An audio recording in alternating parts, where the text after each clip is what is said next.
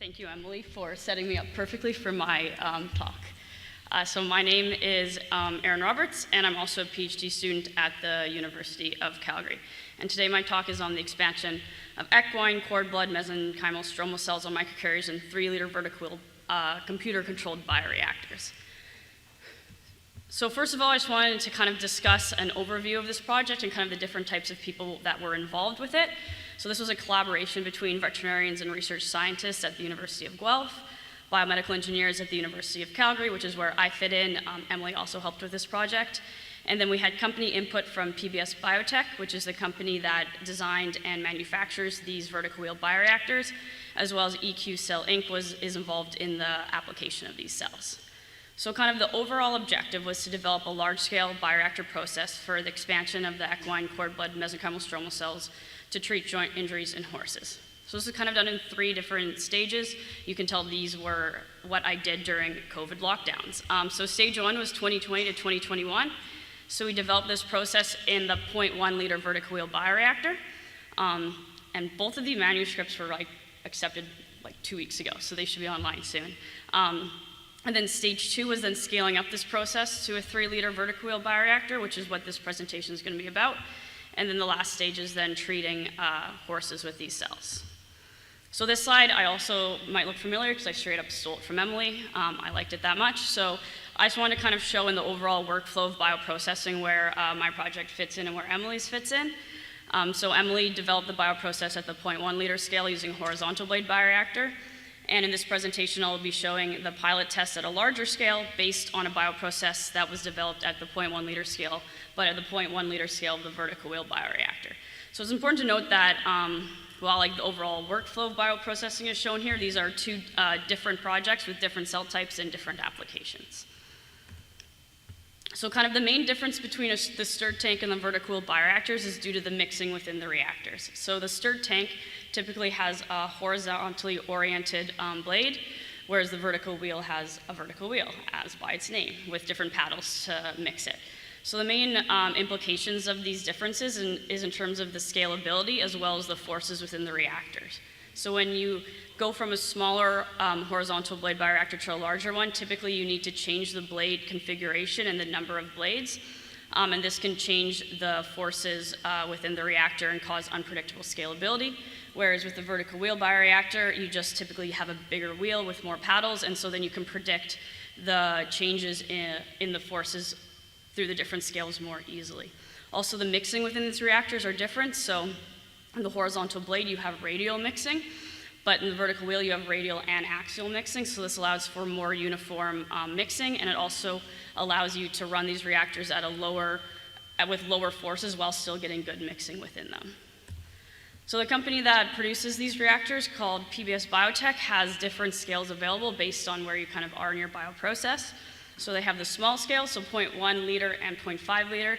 So this is where you do all your bioprocess development. So you look at your media type, microcarrier type, agitation rates, microcarrier loading, cell to microcarrier ratio. There's infinite number of different kind of things you can look at this stage of the process. And then once you're reasonably happy with your process parameters here, then you can scale up to the 3-liter or the 15-liter, and these are the clinical trial stages. These bioreactors are computer controlled and monitored, so you're able to more easily control the conditions within the reactors. And finally, if you're looking to do large-scale production, you can use these 80-liter bioreactors. So in this project, we use the 3-liter vertical wheel bioreactor. And so this has computer control of the temperature, the level, the dissolved oxygen, and the pH within the vessel. It also has several pumps for sampling, for media replacement, for harvesting, as well as for acid or base addition. As well, it has gas input. So it inputs 4 different gases, oxygen, nitrogen, carbon dioxide, and air. And these gases are used to maintain the dissolved oxygen and the pH. This kind of just shows a schematic of all the different inputs and outputs that are available on the reactor to be able to control the process how you want it to be controlled. So all the results of the process development in the 0.1 liter vertical wheel bioreactor scale that we then translated to the 3-liter scale are shown on this slide. So the cells that we are using are equine cord blood mesenchymal stromal cells, and we use inoculation density of 5,000 cells per centimeter squared of microcarrier surface area. So the microcarrier we use in this study is called Helix 2. It is a polystyrene microcarrier. It has an extremely positive charge. It also has a decently high relative density. This is good because in the harvesting and the downstream steps, you need the microcarriers to settle to the bottom of the reactors, and this happens quite rapidly with these dense microcarriers. One thing that's interesting with these microcarriers as well is they absorb phenol red. So you put them in your media, and within minutes, your microcarriers are bright red and your media is clear. We contacted the manufacturer, and they said that also these microcarriers have been found to absorb folic acid, which is important for cell growth. So within our media change, we do a addition daily of folic acid. So the experimental design for this project that I'm going to show today was to kind of do like a mock clinical trial scale-up type process. So we start with just a cryovial of cells. We inoculate 1 T75 flask, you wait 5 days, 5 T75 flasks, another 5 days, and then we have enough cells to go into the 0.5 liter bioreactor. After another 5 days, we went to the 3 liter bioreactor. So important to note that at each of these stages, I inoculated the next vessel at exactly 5,000 cells per centimeter squared, and we discarded or froze any extra cells. This slide shows the results of the cell expansion. So along with the 2 static passages before they went to the bioreactor, we also kept static controls going throughout. So you can see this graph shows the attached cell density in cells per centimeter squared on the microcarriers, or for the static for the T flasks. And the static controls maintained similar attached cell densities through the 4 passages. However, the 0.5 liter bioreactor and the 3 liter bioreactor had significantly higher cell growth, and they also had pretty comparable cell growth, which kind of shows that there is scalability between the 2 different scales. And these are just pictures. Taking microscope pictures are my favorite thing to do. And so these just shows the cells growing on the microcarriers. The green are the nuclei and the blue is the actin. So you can see that the cells are fairly well distributed across all the microcarriers. As well, there's very minimal clumping of microcarriers, which is very important. Sometimes when you're growing cells in microcarriers, you'll get quite large clumps, and this causes more heterogeneity within the system. So this kind of shows the results of the gas control within the bioreactor. So for this, we set the gas input at 0.3 liters per minute. And then we set the set points for the dissolved oxygen to be 100%, which is 100% of 21%, and a pH of 7.6.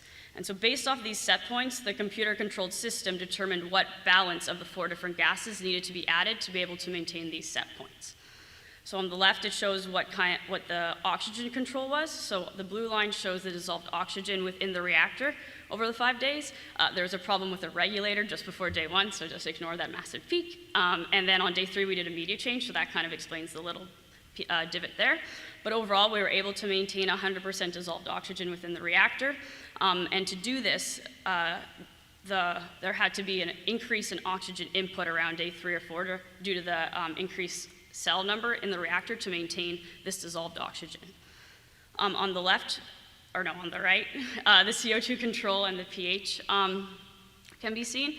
And so we were able to maintain a pH of 7.6 throughout the bioreactor process. And so how CO2 controls the pH within the reactor is due to the bicarbonate in the media. So when you add CO2, it pushes this reaction forward, and that produces a more acidic condition. However, if you need a more basic condition, you have to add base through one of the pumps, but you can tell that we were able to maintain this pH by just using CO2, which provides a much simpler bioprocess. For downstream processing, this is where it gets a little bit trickier with these large-scale bioreactors because this is a completely closed system, so everything needs to be done by pumping things in and out. So the first step is to turn off the agitation. You let the microcarriers settle to the bottom. Pump out the media while not disturbing the microcarriers. Rinse it twice with PBS. You add the enzyme to detach the cells, and then we agitate for another 10 minutes. The next step is then the filtering. So for the filtering, we used a device called the harvest stainer. So this is a bag within a bag. So the cell microcarrier suspension goes into the inner bag, and then the inner bag catches all the microcarriers, and then the cell media suspension flows out the bottom. So in this image here, you can kind of see it flowing out of the bioreactor through this harvest stainer and then out into a bottle.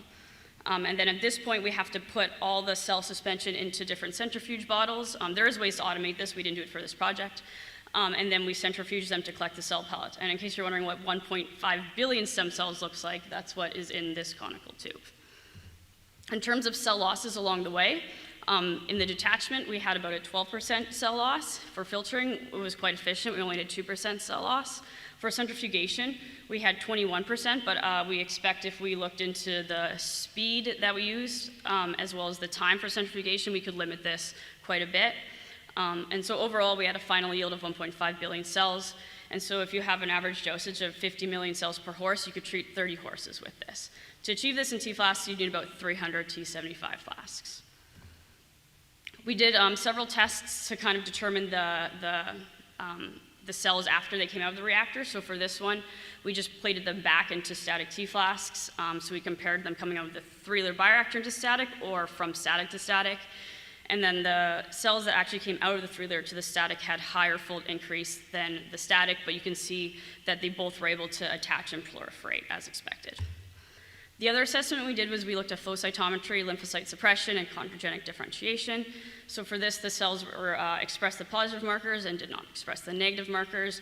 Also shown here, they were able to differentiate into cartilage, and then there was no significant difference between the bioreactor or the static cells in terms of lymphocyte suppression.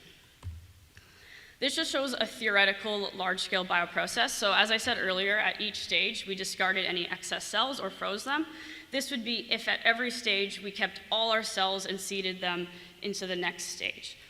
So for this, you could, for example, you could go from 2 T75s to a cell stack to 2 3-liters to eventually 2 80-liter vertical wheel bioreactors. And so with this, after 20 days, you have the potential for 76 billion cells. So this could treat 1,520 horses at a dose of 50 million cells per horse. To achieve this in T75 flasks, you'd need 15,200. So in conclusion, the developed bioprocess has the potential to produce a large number of functional phenotypically normal MSCs. Future work involves testing various donors, optimizing downstream process parameters, as well as then treating horses with these cells. So in terms of acknowledgements, I'd like to thank my other lab members, especially Emily, as well as Thomas's lab members, EQ Cell, as well as PBS Biotech, who helped me train. Kenny especially helped me learn how to use this bioreactor at PBS. He's wearing a Starbucks uniform because it was Halloween, so I did not get trained by a Starbucks employee. And especially I would like to thank Team Bioreactor for helping me run this 3-liter bioreactor. Thank you so much.